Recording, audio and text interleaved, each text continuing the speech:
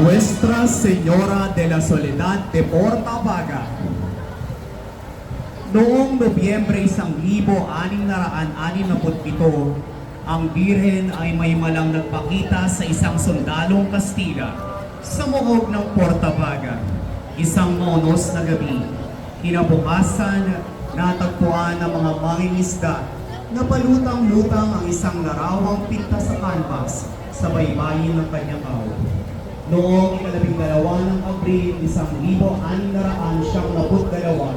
ang imahen ay bumingan ay dinambana sa kanyang ermita sa tabi ng muog ng Portabaga. Noong Oktubre 1882, isang matandang babae na nakasuot itim ang nagpakita sa nooy gobernador ng Cavite, Juan Salcedo Mantilla de los Rios, at hiniling nito na ipagdiwang ang pista ng mahal na Birhen ng Soledad ng buong Ringan upang ang salot ng kolera ay mawala. Matapos ang ayunan ng gobernador, naglaho ang babae at agaran siyang gumaling sa kanyang karamdaman. Noong 1872, nilikha ng bayaning si Julian R. Felipe ang awiting Reina de Cavite, alinsunod sa tulang